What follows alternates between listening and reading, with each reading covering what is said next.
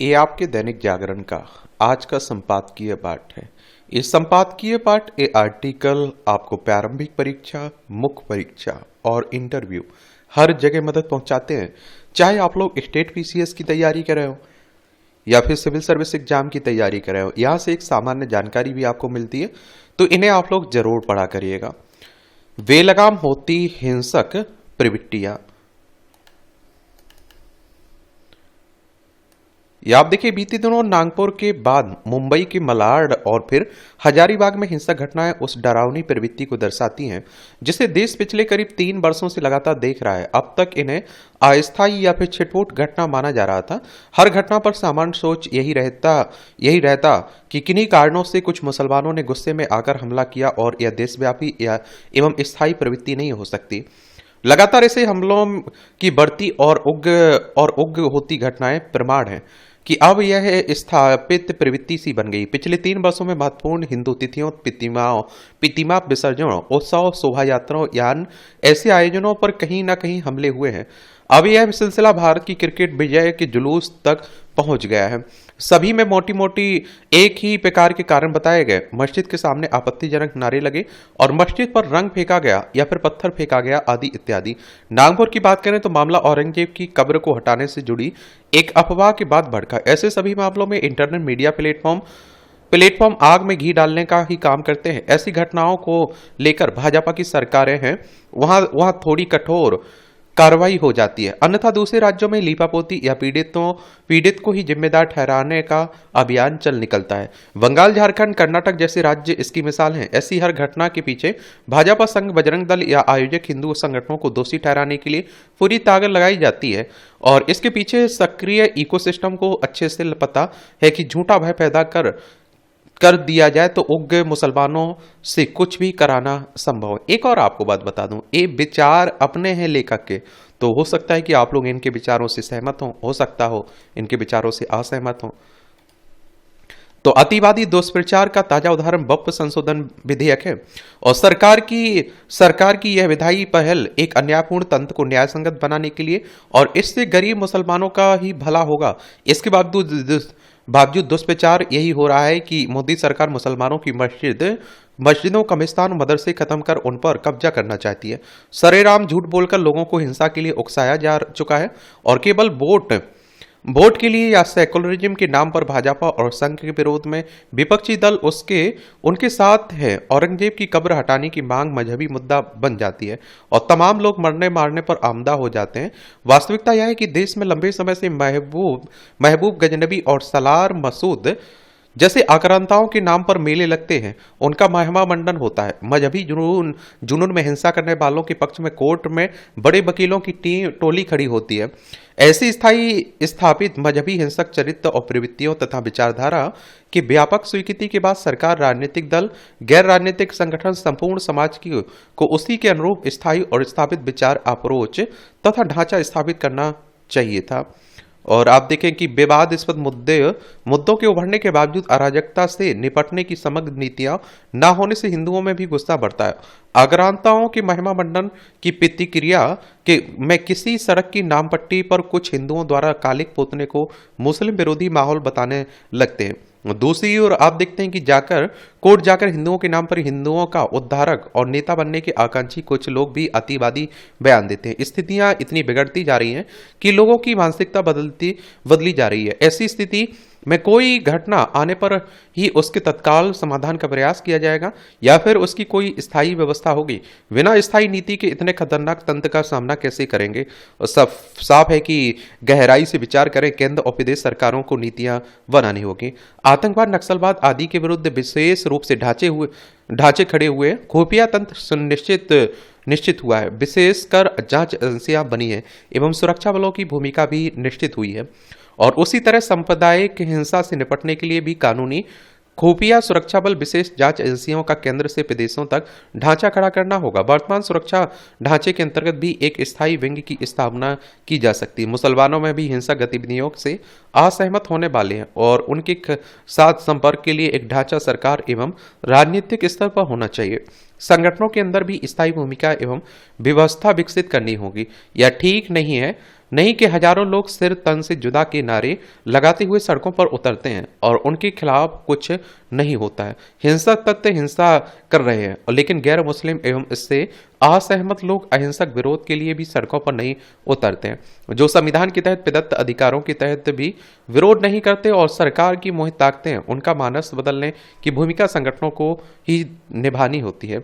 और तनाव भड़काने वाले कुछ मुद्दों का समाधान संभव है। आयोग बनाकर उन स्थलों का पता लगे जहां आक्रांताओं के नाम पर उर्स और मेले लगते हैं।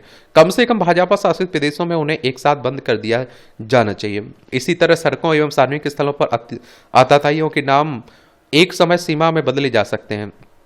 ऐसे विवादों में संभल अकेला नहीं है। आजादी के बाद हिंदू मंदिरों या अन्य स्थलों पर कब्जों या फिर जमींदोज की जानकारी राज्य सरकार एकत्रित कर समाधान के कदम उठाए। इतिहास, संस्कृति और समाजशास्त्र की पुस्तकें में इन आतताइयों का पूरा सच पढ़ाया जाए और इतिहास की पाठ्यपुस्तकों में तो परिवर्तन होना ही चाहिए। मोदी सरकार बनने के बाद जिनके हाथों में इसका दायित्व था, उनके द्वारा ऐसा न किया जाना दुर्भाग्यपूर्ण है। इस कारण हिंदुओं में भी गलतफहमियां हैं। तभी सलार में मसूद के नाम पर उस मेलों में भी उनकी भागीदारी होती। यह समझना होगा कि अज्ञानता की तमाम समस्याओं की जड़ है आज्ञा। लेखक, राजनीतिक विश्लेषक, वरिष्ठ स्तंभकार हैं। इनका नाम क्या है देख लीजिए। इनके अपने विचार हैं, अवधेश कुमार इनका नाम है। ये इनके अपने विचार हैं। मैं तो ये देखिए मानता हूं भाई कि हर धर्म में आप देखते हैं कि कुछ खराब लोग मिल ही जाते हैं और वो इस तरह की घटना, इस तरह की बातें करते हैं जिससे अशांति फैलती है बड़ी। और पेंशन व्यवस्था में सुधार का समय। भारत में जीवन प्रत्याशा बढ़ने के साथ गुणवत्तापूर्ण जीवन के लिए पेंशन और हेल्थ केयर सुविधाओं की अनिवार्यता भी बढ़ती जा रही है और देश के सामाजिक सुरक्षा ढांचे को मजबूत बनाने के लिए यूनिवर्सल पेंशन योजना के रूप में सरकार एक बड़ा कदम उठाने की तैयारी कर रही है और जिसके अंतर्गत 18 साल से अधिक का कोई भी व्यक्ति स्वैच्छिक अंशदान कर 60 वर्ष की उम्र के बाद पेंशन पाने का हकदार बन सकता है। छोटे दुकानदारों, स्वरोजगार श्रमिकों, गिग श्रमिकों आदि के लिए बनाई जा रही इस यूनिवर्सल पेंशन द्वारा सरकार पेंशन संरचना को और अधिक सरल बनाना चाहती है और इस योजना का क्रियान्वयन भविष्य निधि संगठन यानी ईपीएफओ द्वारा किए जाने से सरकार पर आर्थिक बोझ भी नहीं पड़ेगा। इससे न सिर्फ सरकारी निधियों का उचित आवंटन होगा बल्कि पेंशन लाभ को बढ़ाने और लाभार्थियों को दोहराव को रोकने में भी मदद मिलेगी। असंगठित क्षेत्र के श्रमिकों, छोटे व्यापारियों आदि को सामाजिक सुरक्षा के लिए केंद्र सरकार द्वारा प्रधानमंत्री श्रम योगी मानधन योजना, राष्ट्रीय पेंशन योजना, अटल पेंशन योजना आदि चलाई जा रही है। इसके साथ साथ राज्य सरकारों द्वारा भी अनेक प्रकार की पेंशन योजनाएं संचालित की जा रही हैं जिन पर लगभग आप देखिए 150 लाख करोड़ रुपए से अधिक व्यय किया जा रहा है। इन सभी योजनाओं को एकीकृत कर सरकार यूनिवर्सल पेंशन योजना बनाने की दिशा में अग्रसर है।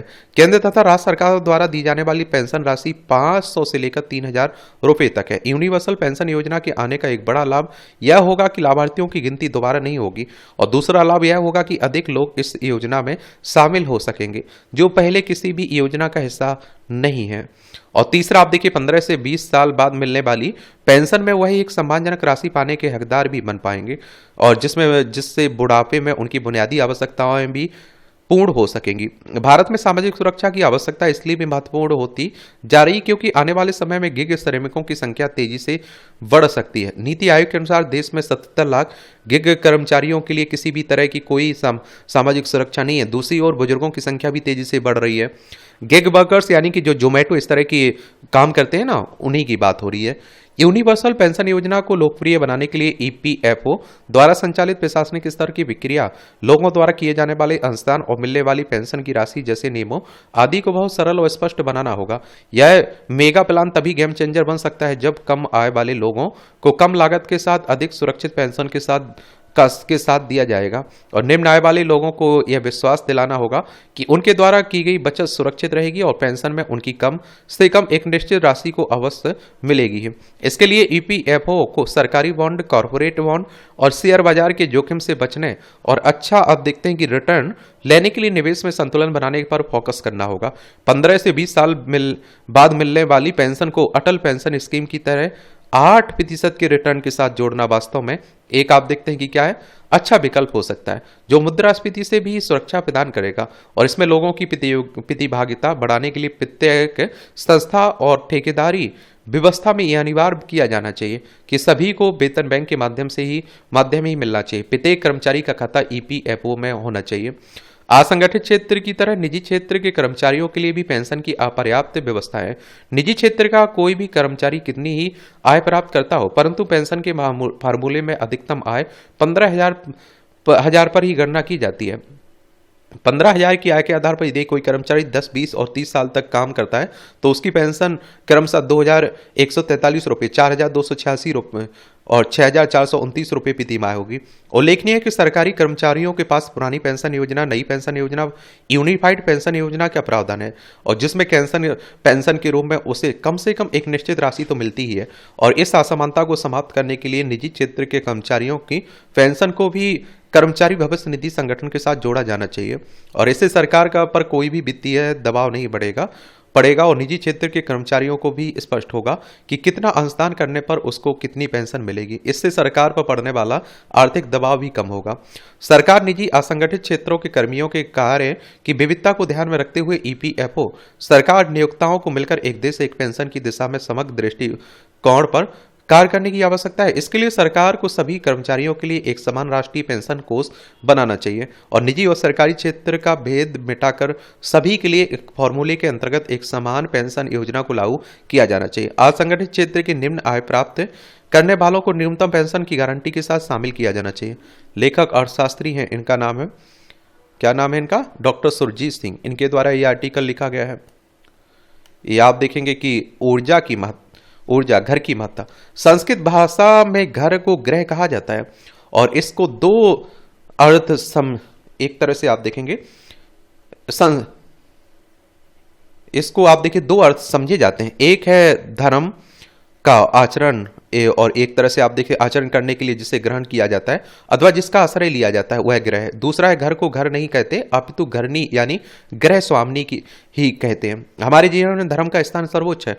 धर्म के मर्म को स्पष्ट करते हुए आचार्य चाणक्य ने यह लिखा कि अपने जीवन में जिसको जो कार्य मिला है उसको उसे ही भली विकार से संपादित करना उसका धर्म है। जैसे अपनी पत्नी का पालन करना, सुरक्षा देना, उसकी मर्यादा को बनाए रखना पति धर्म है और इसी तरह से पति की सहमति से परिवार चलाते रहना, उसकी मर्यादा रखना पत्नी धर्म है। इसी भांति घर में जो बिड्ड तथा पुत्र पुत्रियां हैं उन्हें यथा योग्य आदर तथा प्रेम देना गृहस्थ का परम धर्म है। जो अपने घर के बिड्ढों का आदर नहीं करता तथा अपने जीवन आचरण से बच्चों का विकास नहीं कर पाता वह परम सुख की कल्पना नहीं कर सकता है। संप्रेरित आधुनिकता के विचारित पथ पर चलकर हमने स्त्री तथा पुरुष को परम स्वच्छंद कर दिया है। दोनों भौतिक सुख सुविधाओं को जुटाने के लिए परिवार को भूल भाग दौड़ में व्यस्त हो गए हैं। फलस्वरूप हम जैसे विकृति मानसिकता की घटनाएं देख रहे हैं वे किसी का भी दिल दहला देने वाली है। भारतीय परंपरा में तो स्त्री को पूज्य माना गया है और कहा गया है कि जहां नारी पूज्य है वहां देवता निवास करते हैं। हमारे घरों में आज भी बेटी बहन पत्नी माता तथा दादी नानी का महत्व है। वह घर में इनके आदर अपनत्व का तो संकेत है ही, हमारे उस सांस्कृतिक चेतना का भी प्रमाण है जिसके सभी एक साथ रहकर एक दूसरे के लिए जीते हैं। कहा तो यह जाता है कि जिस घर में पति पत्नी में सामंजस्य है वह घर स्वर्ग है। अच्छा कॉलम लिखा जाता है और हमारा यहाँ देवी का स्वरूप दिया गया महिला को, आप समझ रहे हैं। नौकरशाही का भ्रष्टाचार, कार्मिक लोक शिकायत कानून एवं मंत्रालय, ये आप देखेंगे कानून एवं न्याय संबंधी संसदीय समिति ने बीते वर्ष 91 आईएएस अधिकारियों की ओर से अचल संपत्ति का विवरण न दिए जाने का उल्लेख करते हुए यह जो कहा कि ऐसे अफसरों के खिलाफ दंडात्मक कार्रवाई की जाए, उससे कुछ हासिल होने वाला नहीं है और इसमें संदेह नहीं है कि ऐसे किसी भी प्रावधान से आईएएस अफसर भय खाएंगे। यदि ऐसा कोई प्रावधान बन भी जाता है तो ये अफसर उसमें आसानी से छिद्र तलाश लेंगे। बहुत संभव है कि शीर्ष नौकरशाह प्रावधान ही ऐसे तैयार कराएं और जिससे अपनी संपत्ति का विवरण न देने वाले आईएएस अफसरों के खिलाफ ठोस कार्रवाई संभव न हो सके। आखिर यही एक तथ्य है कि नियम कानून बनाने में उनका महत्वपूर्ण भूमिका होती है। इसी का लाभ उठाकर वह ऐसी व्यवस्था नहीं बनने दे रहे हैं और जिससे आप देखते हैं उन्हें जवाबदेह बनाया जा सके तथा उन्हें उनके भ्रष्टाचार से रोका जा सके या फिर उन्हें इसके लिए दंडित किया जा सके। इसकी अनदेखी नहीं की जा सकती है कि सरकार तंत्र में भ्रष्टाचार के कारण नौकरशाहों का रवैया है। यदि वे चाहे ले तो प्रशासनिक और राजनीतिक भ्रष्टाचार पर प्रभावी ढंग से अंकुश लग सकता है। ध्यान रहे कि यदि नेता भ्रष्टाचार करने में समर्थ रहते हैं तो नौकरशाहों की मदद से ही नौकरशाह न केवल नेताओं के भ्रष्टाचार में मददगार बनते हैं बल्कि ऐसे जतन भी करते हैं जिससे खुद उनके भ्रष्ट तौर तरीकों का पर्दाफाश न हो सके। यही कारण है कि रह रहकर ऐसे भ्रष्ट नौकरशाहों का मामला सामने आता रहता है जिनके पास अकुचल अचल संपत्ति होने का पता चलता है। यदि यह सोचा जा रहा है कि नौकरशाहों की ओर से अपनी संपत्ति का विवरण सार्वजनिक करने से उनके भ्रष्टाचार पर अंकुश लग जाएगा तो यह एक दिया सपना ही है। अच्छा हो कि इससे आगे कुछ सोचा जाए और सबसे पहला काम तो प्रशासनिक सुधार किया जाना चाहिए। यह निराशाजनक है कि भ्रष्टाचार पर लगाम लगाने के तमाम दावों के बाद भी मोदी सरकार प्रशासनिक सुधारों को इस तरह आगे नहीं बढ़ा सकी कि जिससे नौकरशाही के भ्रष्टाचार पर रोक लग सके। और समस्या केवल यह नहीं है कि आईएएस अफसरों के भ्रष्टाचार के मामले थमने का नाम नहीं ले रहे, समस्या यह भी कि अन्य सरकारी अधिकारियों और यहां तक कर्मचारियों के भ्रष्टाचार के किसी किस्से खत्म होने का नाम नहीं ले रहे हैं।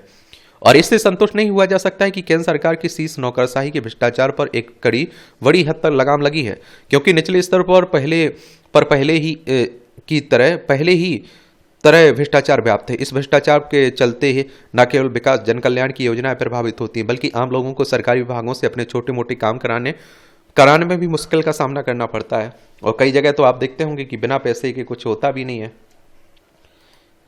बताइए, बिना पैसे के कुछ कहाँ होता है।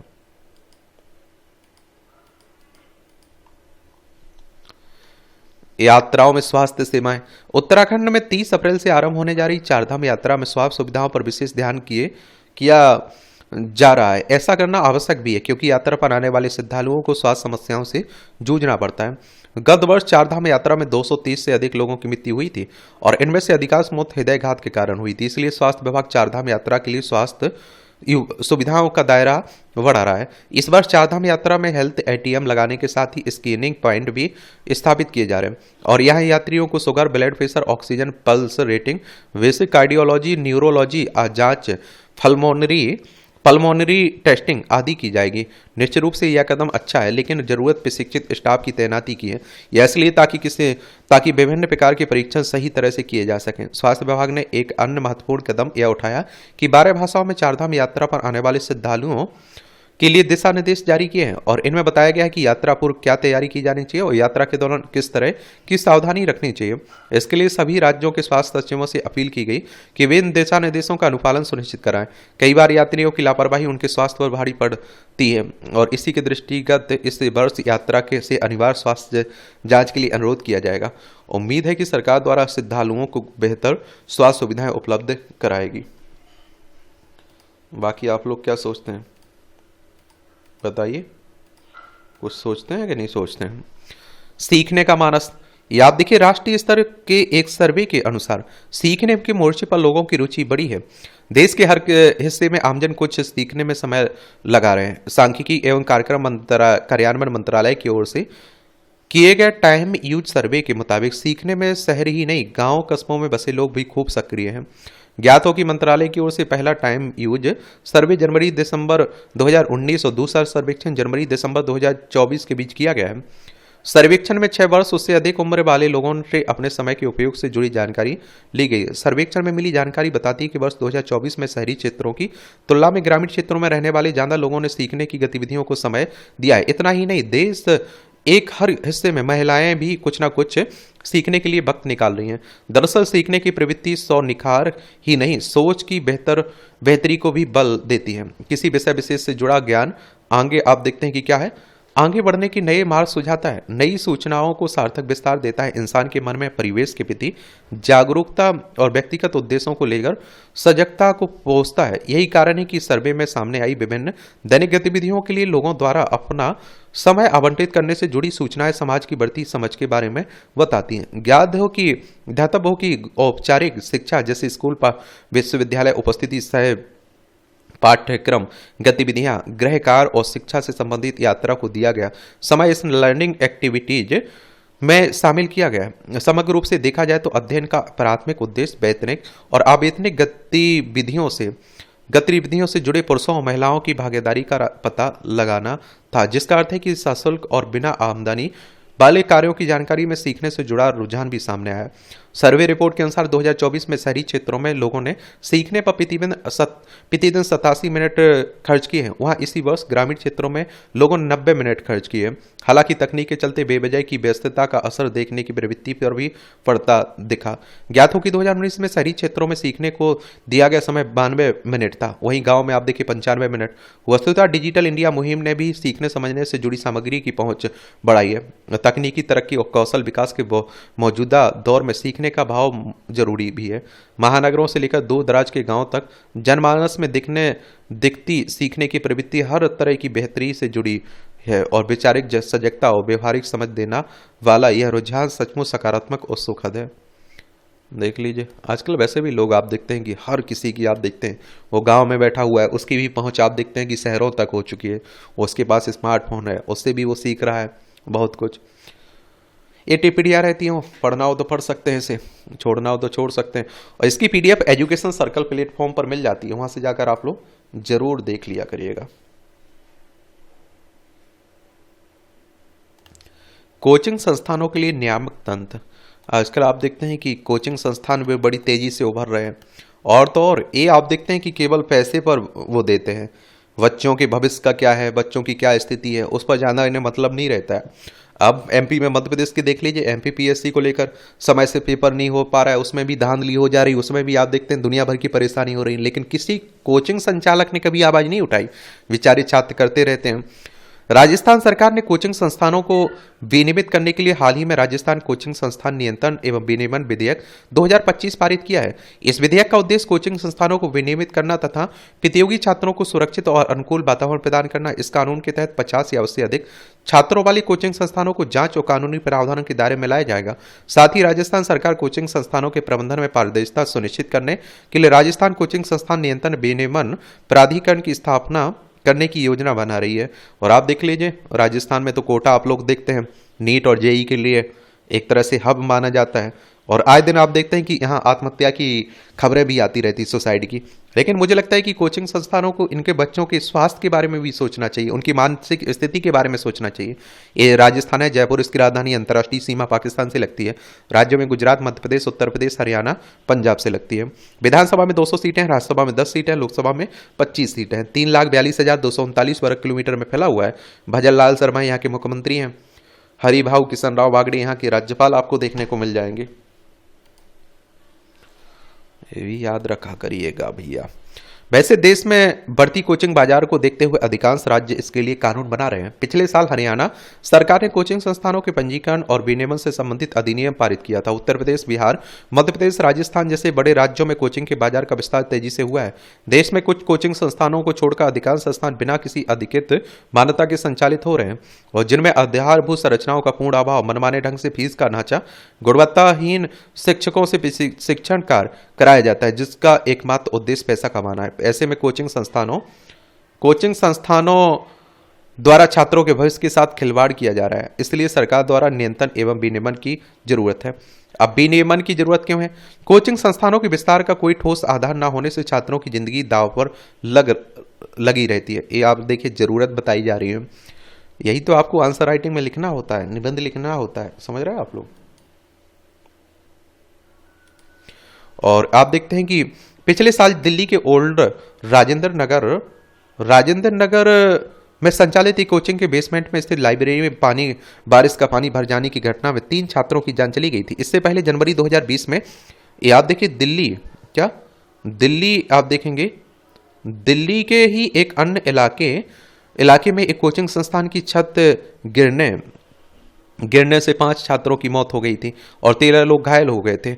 और जून 2023 में मुखर्जी नगर के एक कोचिंग सेंटर में आग लगने से 61 छात्र घायल हो गए थे। लगातार घटित हो रही है कोचिंग संस्थानों की घटनाएं एक बड़ी चुनौती बन गई। इन घटनाओं के कारण छात्रों और अभिभावकों में भय का माहौल बन गया था। सुप्रीम कोर्ट ने इस घटनाओं पर कोचिंग संस्थानों को डेथ ऑफ चैम्बर की संज्ञा दी थी और केंद्र तथा दिल्ली सरकार को नोटिस भी जारी किया था। देखिए, सुप्रीम कोर्ट की बात करें तो हमारी सर्वोच्च अदालत है। संविधान के अनुच्छेद 124 के तहत सुप्रीम कोर्ट की स्थापना की बात की गई। 28 जनवरी 1950 में स्थापना हुई थी। और आप देखिए, दिल्ली में इस तरह की घटनाओं के बाद कोचिंग संस्थानों को लेकर कानून बनाने की कवायद तेज हुई है।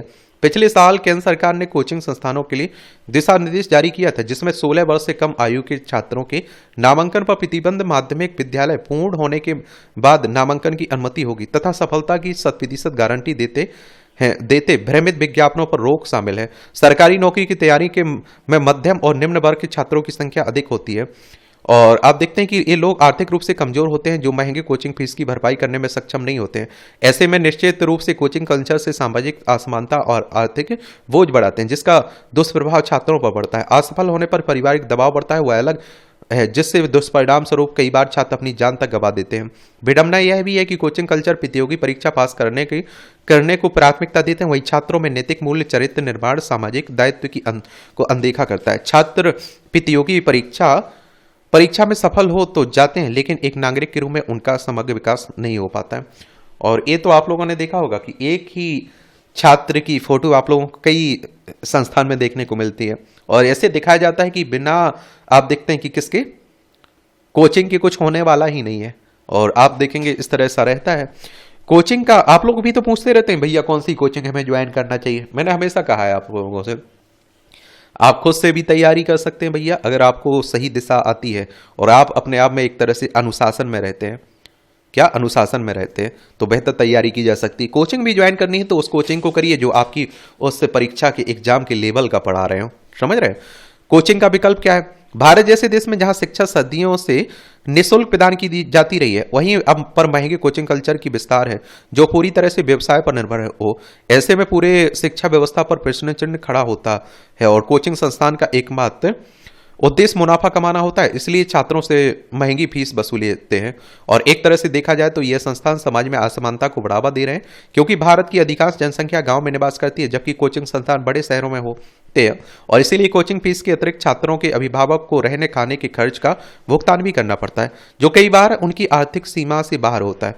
अभी भी बहुत से ऐसे लोग हैं जिनके लिए महंगे कोचिंग सुलभ नहीं है। ऐसे में बड़ी संख्या में छात्र अवसरों से वंचित रह जाते हैं और इस प्रकार से समाज में शैक्षिक असमानता बढ़ती जा रही है। और कोचिंगों की फीस तो देखते हैं लाखों में रहती है।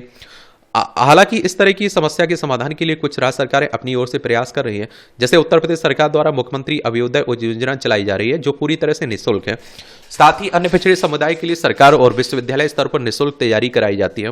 मध्य प्रदेश में भी कुछ विशेष समुदाय के छात्रों के लिए निःशुल्क कोचिंग की व्यवस्था है। और वहीं केंद्र सरकार के कई विभागों द्वारा सिविल सेवा परीक्षा की तैयारी कराई जाती है। सरकार द्वारा किए जा रहे पहल सराहनीय है, लेकिन यह सबके लिए सुलभ नहीं है। और एक तो क्या रहता है कि इसमें भी थोड़ी बहुत सारी परेशानियों का सामना करना पड़ता है। और आगे की राय क्या हो सकती है? भारत की लचर शिक्षा व्यवस्था के चलते कोचिंग लोगों की जरूरत बनती जा रही है। भारत को अपनी शिक्षा व्यवस्था पर दो दिशा में काम करने की आवश्यकता है। अब देखिए आगे की राय क्या है, ये भी तो आप लोगों को बताना होता है ना, तो इसीलिए कहता हूं कि थोड़ा आप लोग पढ़िए, समझ रहे हैं आप लोग। और आप देखिए भारत को अपनी इसमें छात्रों में बौद्धिक विकास के साथ ही उन्हें प्रतियोगी परीक्षा के लिए तैयार करना होगा, ताकि छात्रों को पढ़ाई करने के बाद प्रतियोगी परीक्षा की अलग से तैयारी की जरूरत न पड़े। दूसरी ओर छात्रों की काउंसलिंग विद्यालय, स्कूल और कॉलेज स्तर पर किया जाना चाहिए, ताकि छात्रों में यह समझ विकसित हो सके कि उन्हें अपना कैरियर किस क्षेत्र में बनाना है। सरकार को इस तरह से रणनीति बनानी चाहिए कि जिससे छात्र प्रतियोगी परीक्षाओं की तैयारी, बौद्धिकता का विस्तार दोनों एक साथ हो। शिक्षा का एकमात्र उद्देश्य सरकारी नौकरी नहीं होना चाहिए, बल्कि छात्रों में सीखने की प्रवृत्ति का विकास होना चाहिए। रोजगार तक सीमित शिक्षा वैश्विक स्तर पर प्रतिस्पर्धा में टिक पाना मुश्किल होता है। देश की वैश्विक स्तर पर उन्नति कौशल आधारित शिक्षा से संभव है, न कि परीक्षा उन्मुख शिक्षा से। और एक तो आप देखते हैं कि सरकारी नौकरी का बड़ा क्रेज है, इसलिए आप देखते हैं कि लोग सरकारी नौकरी एक लंबी उम्र अपनी खपा देते हैं इसमें। कोचिंग की बढ़ती प्रवृत्ति से जुड़ी शिक्षा जगत की चिंता है। देश में कोचिंग कल्चर का प्रभाव शिक्षा प्रणाली और समाज पर देखने को मिल रहा है। कोचिंग संस्थान का एकमात्र उद्देश्य परीक्षा उन्मुख पढ़ाई पर जोर देना होता है। परीक्षा उन्मुख पढ़ाई से छात्रों में रचनात्मकता, कल्पना शक्ति और नवाचार की प्रवृत्तियां घट रही हैं। यह एक गंभीर चिंता का विषय है, क्योंकि परीक्षा उन्मुख पढ़ाई से देश में वैज्ञानिकता, तकनीकी और शोध आधारित ज्ञान की प्रगति घट रही है। हालांकि देश की बढ़ती जनसंख्या, एक सीमित होते संसाधन तथा निजी क्षेत्र में नौकरी की अस्थिरता ने सरकारी नौकरियों के प्रति युवाओं को आकर्षित किया है, क्योंकि माना जाता है कि सरकारी नौकरी में सुविधाओं के साथ ही अपेक्षाकृत स्थिरता अधिक होती है।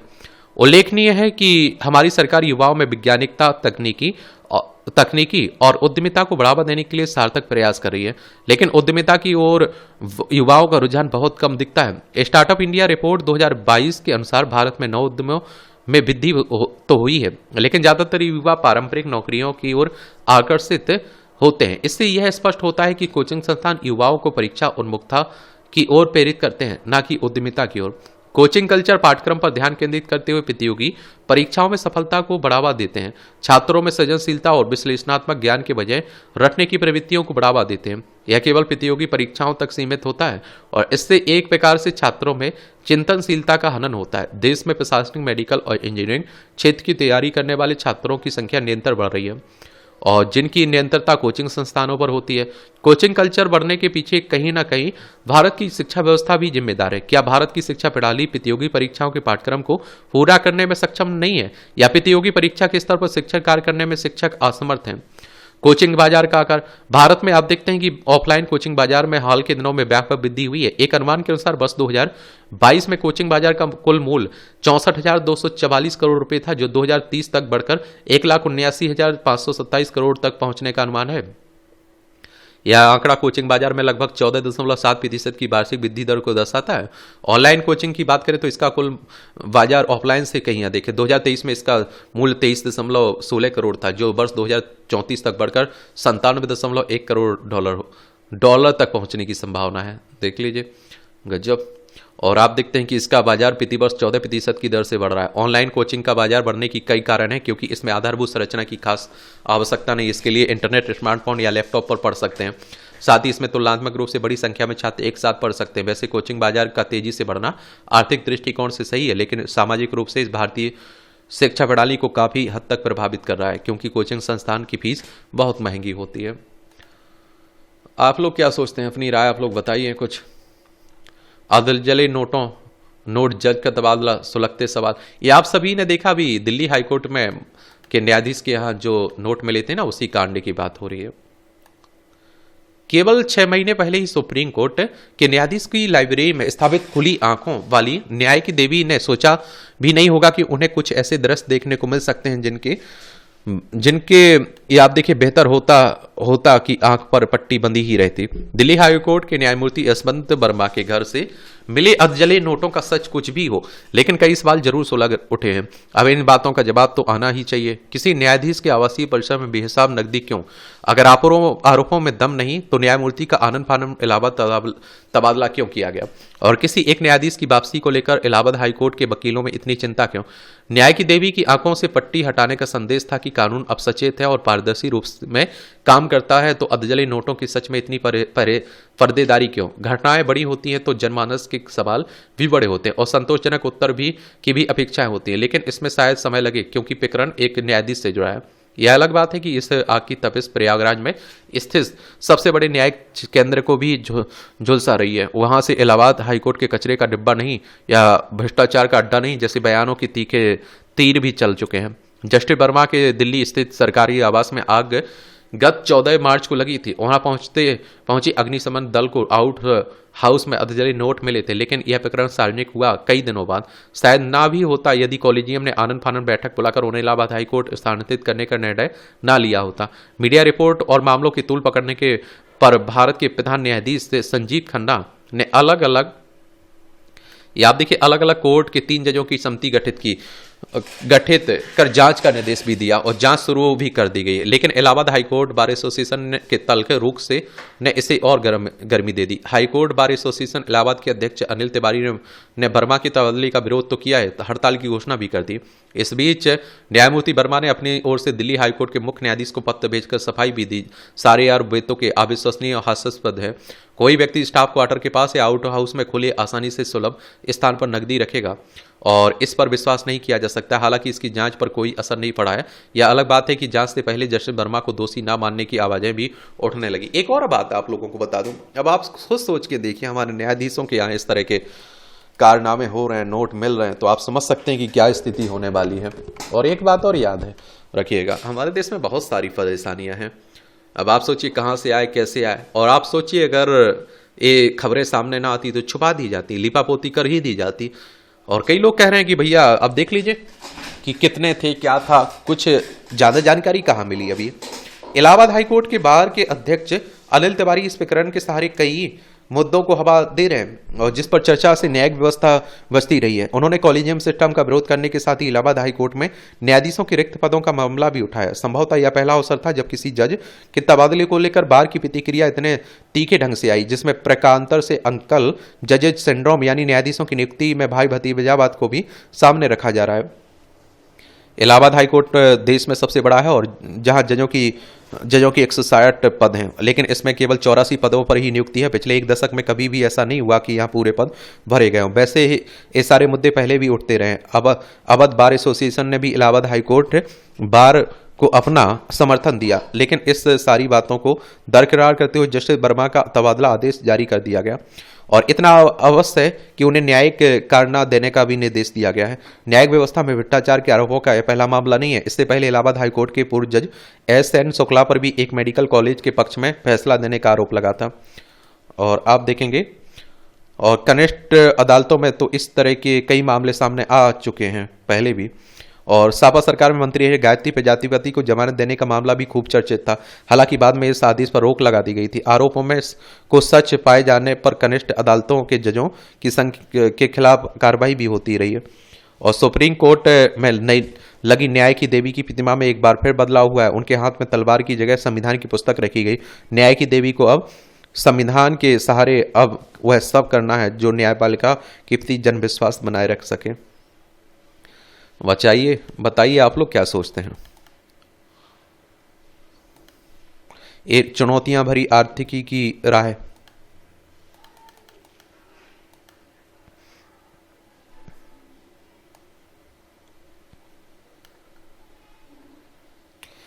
वैश्विक रेटिंग एजेंसियां और वित्तीय संस्थानों अर्थशास्त्रियों के मत में आगामी कुछ वर्षों तक भारत की अर्थव्यवस्था तेजी से बढ़ेगी। वहीं टैरिफ बार से दुनिया में मंदी की ओर आशंका बढ़ गई है और उसका भारत पर बहुत अधिक असर नहीं पड़ने वाला है। फिर फिच रेटिंग एजेंसी की ग्लोबल इकोनॉमिक आउटलुक रिपोर्ट में यह बात कही गई कि आज से शुरू होने वाले नए वित्त वर्ष में भारत की GDP की गति बढ़ेगी। इसका प्रमुख कारण भारत बाहरी मांग पर कम निर्भर करता है। उसकी आंतरिक अर्थव्यवस्था मजबूत है, वह पर्याप्त आत्मनिर्भर है। एजेंसी ने यह भी कहा है कि पूंजीपति खर्चों में वृद्धि, निजी और सार्वजनिक में बढ़ोतरी, कृषि क्षेत्र का महत्वपूर्ण योगदान, निर्यात में मजबूती और आयात में गिरावट, हाल ही में हुए करों के स्लैब में कमी से उपभोक्ताओं के हाथ में खर्च करने के लिए अधिक धन उपलब्ध होगा एवं रिजर्व बैंक द्वारा ब्याज दरों में कटौती से निवेश को बढ़ावा मिलेगा जो GDP के विकास में सहायक होगा। मॉर्गन स्टैनली की रिपोर्ट के अनुसार भारत 2028 तक दुनिया की तीसरी सबसे बड़ी अर्थव्यवस्था बनने की राह पर। जनसंख्या में वृद्धि, व्यापक आर्थिक नीतियों और बेहतर बुनियादी ढांचे के कारण यह संभव होगा। वर्ष 2023 में भारत की अर्थव्यवस्था 3.5 लाख करोड़ डॉलर की थी जो 2028 तक 5 लाख करोड़ डॉलर को पार सकती है। इससे वैश्विक उत्पादन में भारत की हिस्सेदारी बढ़ेगी। खर्च की क्षमता में वृद्धि। अंतर्राष्ट्रीय मुद्रा कोष का मानना है कि पिछले एक दशक में भारतीय अर्थव्यवस्था का आकार दोगुना हो गया है और आप देखते हैं कि जो दुनिया को चौंकाने वाला है। एंजल वन और आइकॉनिक एस्टेट की रिपोर्ट में कहा गया कि दुनिया में सबसे तेजी से बढ़ती उपभोक्ता बाजार की वजह से भारत में खपत वर्ष 2034 तक बढ़कर दुगनी हो जाएगी। एक बात और बताऊं, इस तरह की जो रिपोर्टें आती हैं उनके बारे में भी याद रखा करिएगा, संस्थाओं के बारे में भी याद रखा करिएगा।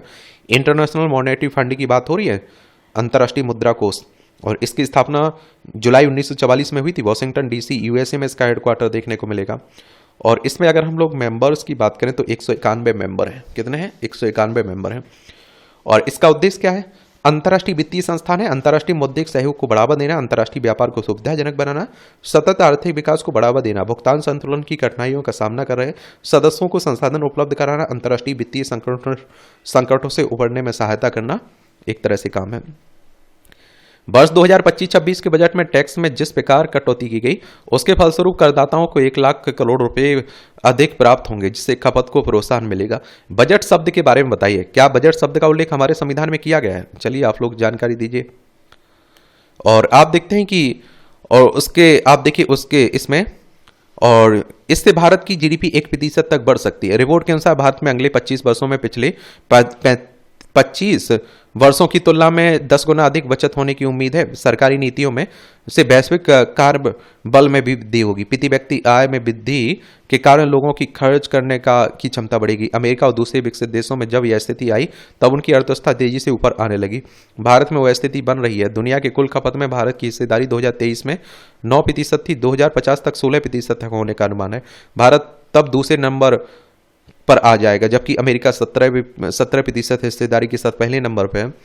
अमेरिकी टैरिफ नीति का प्रभाव, तो निकट भविष्य में भारतीय अर्थव्यवस्था के विकास के अधिकांश अनुमान सकारात्मक है, किंतु चुनौतियां भी कम नहीं है।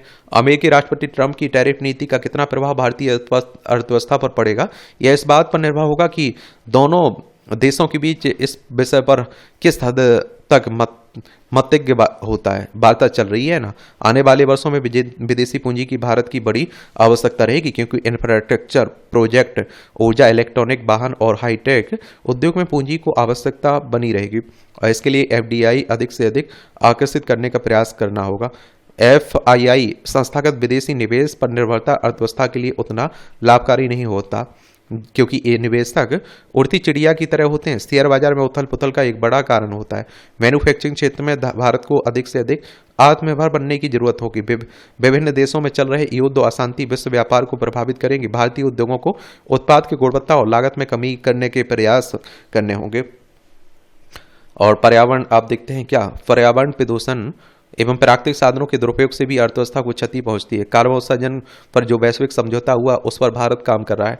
जलवायु परिवर्तन, एल नीनो, बाढ़, सूखा और आदि और प्राकृतिक आपदाओं से जूझने के लिए और प्रभावशाली कदम उठाने होंगे। तेजी से बढ़ती आबादी पर रोक लगाने के लिए परिवार नियोजन की योजना पुनः शुरू करने की आवश्यकता है, विशेष रूप से उन लोगों के लिए जो और शिक्षा और धार्मिक कट्टरता के कारण इसका विरोध करते रहे।